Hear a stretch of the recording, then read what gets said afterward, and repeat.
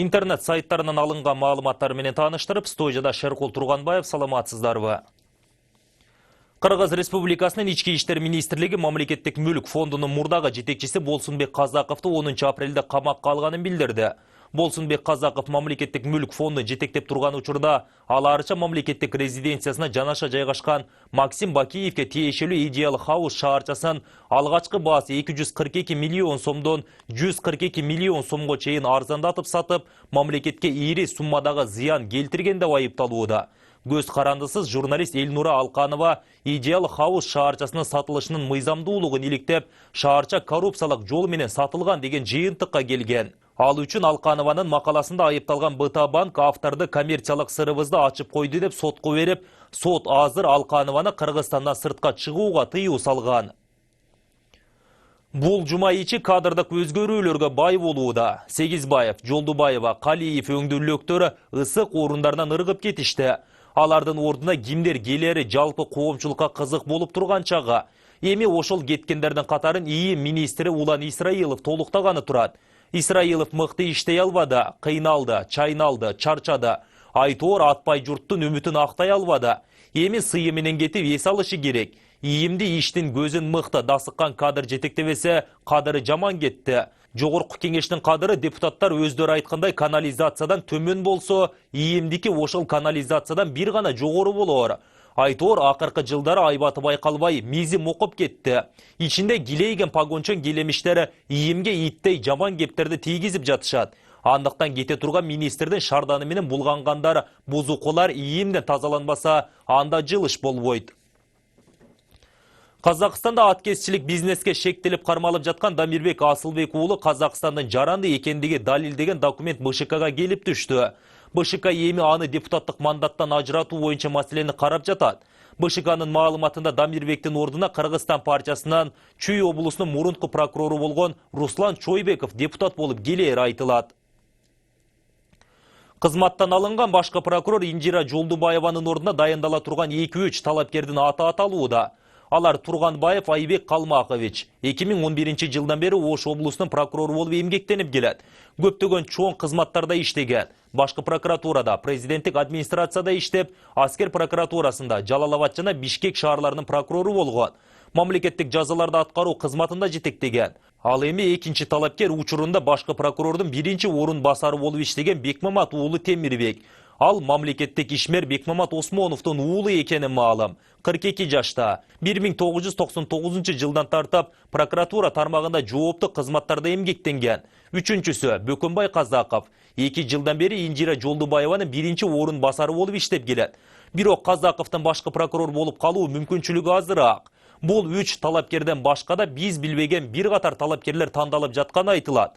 Айтор кул жейминдейт куйрукту, Кудай билет буйрукту дегендей буйрук анадан башкы прокурор болот. Бирок ким болсо да эл үчүн таза иштеп берсе болду. Ошентип УКМКны 2015 жылдан бери жетектеп келген Абдил Сегизбаев кызматтан алынды. Жээнбековдун аны кызматтан алуу боюнча чечимине эл ыраазы эле болуп калды. Эми анын ордуна келе турган адамдар тандалып жатканы маалым. Айрым маалыматтарда УКМКнын жаңы кожосу болуп Асылбек Кожобеков келет дешүүдө. Бул адам 47 жашта, Карабалта шаарында туулган. Дагы бир талапкер катары жакында эле мурунку орун басары Болот Сүйүнбаевдин ордуна дайындалган Кадыркулов дагы айтылууда. Ал буга чейин Ош облустук УКМКнын башкармалыгын башкарып келген. Кимиси келсе да мамлекет үчүн иштей турган мекенчил, таза инсан келсе экен. Өкмөт башчы Сапар Исаков элге жедеп жек көрүнгөн Энергия холдингдин балакай башчы Айбек Калиевди кызматтан алды. Исаков элдин талабын укса, эл менен эсептешсе, Калиевди ТЭЦтеги авария жана коррупция боюнча жылдын башында эле алышы керек болчу. Мейли эми, азыр деле кеч эместер. Негизи Калиев ТЭЦтеги авария жана коррупция боюнча эң башкы күнөөкөр адам экени Эштекбайдан энөө баласына деле маалым. Аны кызматтан жөн гана бошотуп жибербей жоопко тартуу керек. Буга чейин УКМКнын абагына киришкен ТЭЦтен улуттук электр станцияларынын жетекчилеринин артынан кошо кириши зарыл. Ошондо гана эл ыраазы болот. Болбосо элдин нааразычылыгы бийликке күчөй берет. Балким Калиев кызматтан бошонсо ден соолугуна шылтап Бабановго окшоп качып кетеби? Мындай болушу да толук мүмкүн. Айтматов сыйлығына бөлінген ақчанын уырдалышын далай өлкөлөрдүн қалқы уғып, баш чайқап, жерге түкіріп жатышса керек. Мына ушундай абалга жеткирүүгө Шадиев чоң салым кошту. Бул биздин мамлекет бийлик үчүн өтө уят нерсе. Мансап менен байлыкка кул болгон Аскар Чигиңер биринчи вице-ликтен кеткени менен депутаттыктан кеткен жок. Ал ортодо Шадиевке өзүнүн партиялаштары бир болчулар нааразы экени да ачыкка чыгып жатат. Көрсө өздөрүн бир болдун билермандарындай сезишкен Аскар Шадиев, Акылбек Жапаров деген эркулдар 2015 жылы парламенттик шайлоодо кыйратып деле добуш алган эмес экен. Тизмеде алдыда болгону үчүн лидер Алтынбек Сулаймановдун тилин таап, эпчилденип мандат алууга жетишкен экен. Бир болчулардан ошол учурдагы жалпы жыйынында Шадиев, Жапаров баштаган азыркы депутаттары 2016 жылдын март айына чейин депутат болуп туралы. Андан кийин мандатыбызды өткөрүп беребиз, чыдай тургула деп эркекче сөз беришкен экен. Бирок 2016 жылдын марты эмес, бүгүн 2018 жылдын 12 апрели болду. Алар мандатын бермек тургай, кийинки депутат болуп келчү. Добушту көп алган талапкерди мат кылып кеттик деп мансаптарына чиренип отурушат. Ошондон улам бир болдун шайлоодо көп добуш алып, бирок аз добуш алган Шадиев, Жапаровторго жемин жедирип, аларды эркек экен деп ишенип кала берген бир катар талапкерлери эми бул эки депутат сөзүнө турбайт экен.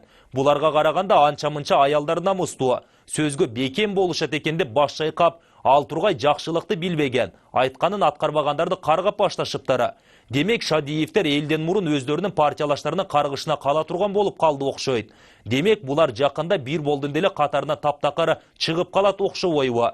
Баса Шадиевдин 30 000 доллардан башка далай былыктарды көп айтылып, көп жазылып жүрөт. Калк айтса калп айтпайт дегендей, укуругубуздун УКМК баштаган укук коргоо органдары бул адамдын ишмердүүлүгүн тыкыр иликтөөгө алышы керек. Энергетика министри болуп турган кездеги Казакстандан көмүр алып келген коррупциялык схемасы боюнча да жоопко тартыла элек. Айтор ушинтип санай берсе көп эле. Кылгылыкты кылып, кыл жип менен бууп коюп, тымпыйып отуруп калуу жагынан биздин жегиштерге жел да жетпейт го черкен. Эсеби маселен ушул тапта Жогорку Кеңештеги Республика Ата Журт фракциясынын депутаттары лидери кеткенден бери алтын балыктын образында жүрүшөт. Тилден калгансып деле кайчы пикир айтылган жерден үндөшпөйт. Артыбыздагы былыктарыбыз казылбаса экен деп калбыры барлар түн уйкудан калышууда. Мезгил деген алардын эбак поктоп койгонун унуттуруп салат дешет го. Бирок ар бир жасалган нерсе үчүн жооп берүүгө убакыт келет деген аксиомадан ким кача алат? Маселен, Жыргалбек Турускуловдун баягы чыгыш электр тармагын жетектеп тургандагы былыктары кайрадан калкып чыгып жатканын эшиттик. Бир кезде бул боюнча дуудуу кеп болуп, аягы тынчы деле эми кайра калкыса кантер экен? Же Жогорку Кеңештин тосмосу коргоп калабы? Президенттик шайлоодо шайлоонун шайтан оюндары менен улут аралык мамилеге от таштагысы келген Өмүрбек Бабанов шайлоо бүтөөрү менен артын карабай Орусияга кеткен. Ошондон бери андан мансап эле эмес, оомат да качты. Өзүнүн жакын досу Казакбаевди рашка лидер кылып, ошону менен парламенттеги таасирин бекемдегиси келген. Бирок ал үмүтү акталган жок. Бабановду мурун кудайындай көргөн Бабановчыл бир катар депутаттары бийликчил партияга жеңичинен өтүп кетишти. Ошондон улам азчылыкты түзгөн Бабановдун депутаттары лидерликти алдырышты. Казакбаевдин ордуна Жыргал Турускулов шайланды. Эми Бабановдун Жогорку Кеңеште Казакбаев, Жээнчороев, Өмүрбекова, Бокоев баштаган саналуу гана депутаттары калды. Бирок алар азчылык болгон соң эч нерсе чече албайт. Ошентип Акаев, Бакиев өңдү качкындардын катарын толуктаган Бабановдун парламенттеги таасири таш талканы чыга баштады. Эми бөттү мындан да жаман тагдыр күтүп турушу мүмкүн. Сиздер интернет сайттарынан алынган маалыматтарга күбө болдуңуздар. Студияда Шеркул Турганбаев болду. Кечиңиздер көңүлдүү улансын. Саламатта туруңуздар.